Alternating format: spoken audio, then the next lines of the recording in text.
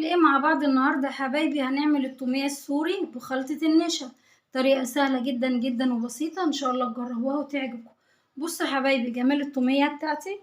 بصوا القوام، مقولكوش على الريحه ولا الطعم. تحفه تحفه. احلى توميه سوري هتعمليها في بيتك على ايدك بطريقه سهله جدا وبسيطه وضمنها بنفسك. بصوا يا حبايبي، بصوا القوام، بصوا النعومه بتاعت التوميه. بصوا احلى توميه تعمليها في بيتك ان شاء الله. بصوا يلا حبايبي نشوف احنا عملنا الجمال ده ازاي، ونشوف التوميه السهله بتاعتنا البسيطه دي عملناها ازاي، ونبدا ونقول بسم الله. بسم الله الرحمن الرحيم، وبه نستعين، والصلاة والسلام على أشرف المرسلين سيدنا محمد صلى الله عليه وسلم خاتم المرسلين. السلام عليكم ورحمة الله وبركاته. ازيكم حبايبي؟ عاملين ايه؟ معاكم النهاردة مطبخ الإسراء. هنعمل مع بعض التومية السوري بطريقة سهلة جدا جدا وبسيطة، ان شاء الله تجربوها وتعجبكم. يلا نقول المكونات بتاعتنا. انا عندي خليط النشا الاول اللي انا هعمل بالتومية. عندي كوبايتين مية، نص نشا، تمام كده. بقية المكونات عندي نص كوباية زيت، 3 معالق كبار خل، بياض بيضتين، وعندي توم، وعندي معلقة ملح، وربع معلقة ملح ليمون، وعندي علبة زبادي. يلا حبايبي نروح على البوتاجاز عشان نشوف هنعمل خليط النشا ازاي مع بعض، وبعد كده نكمل التومية مع بعض. ان شاء الله تجربوها وتعجبكم. ما تنسونيش في اللايك والشير والكلمة الحلوة اللي بستناها منكم يا احلى اخوات واحلى متابعين. يلا نروح على البوتاجاز.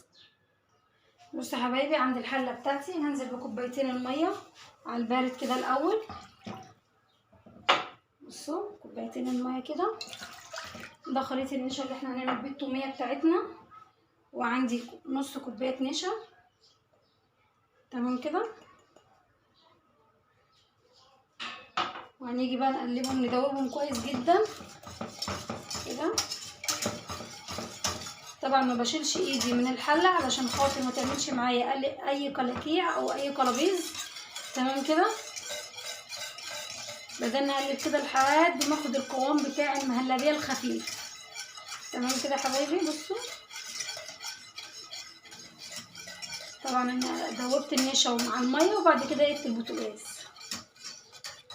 بصوا يا حبايبي القوام ابتدى يتقل معايا ازاي. بصوا اهو كريمه خالص معايا ازاي وبقى شفاف. بصوا الجمال. بصوا اهو كده النشا بتاعي استوى في الميه، تمام كده. انا هسيبه بقى يبرد خالص، لازم يكون بارد خالص خالص علشان خاطر لما اجي اعمله توميه ما يعملش معايا ايه، ما يفصلش معايا، تمام كده. انا طفيت البوتاجاز وعاوزاه يبرد بسرعه، بتقدمي تقلبي فيه او بتسيبيه بقى يبرد مع نفسه كده، وبعد كده تكملي بقى ايه الطريقه بتاعتك. بصوا يا حبايبي خليط النشا اللي احنا عملناه مع بعض برد، هحطه في الخلاط بقى علشان خاطر نضربه مع المكونات بتاعتنا. حطيت خليط النشا اللي احنا عملناه مع بعض يا حبايبي. هنعمل ايه؟ هنزل بعلبة الزبادي، تمام كده، وهنزل بالزيت والخل كده، تمام كده. وهفرم التوم بتاعي عشان ما احطوش فصوص وارجع الاقيه فصوص زي ما هو في قلب التوميه. لازم افرمه علشان خاطر ايه، يبقى القوام ناعم. وهنزل بالملح وملح الليمون كده. هسيب بياض البيض للاخر وهفرم التوم كده. فرمت التوم وحطيته يا حبايبي. هنضرب بقى مع بعض كل الخلطه بتاعتنا دي لحد ما الخليط بتاعي يبقى متجانس كده.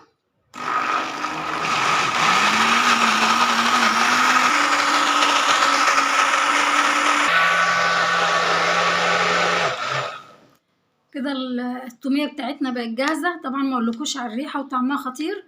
هتقولي لي انت ما حطيتيش ليه يا اسراء البيض كله كامل؟ طبعا صفار البيض بيدي لون، فانا عاوزه التوميه بتاعتي بيضه زي ما احنا بنشتريها من بره، فانا باخد بياض البيض بس، تمام كده. هنشوف بقى التوميه مع بعض واحنا بننزلها في قلب الطبق. بصوا حبايبي التوميه، بصوا القوام، بصوا اللون. بصوا نفضيها مع بعض دلوقتي. بصوا الجمال.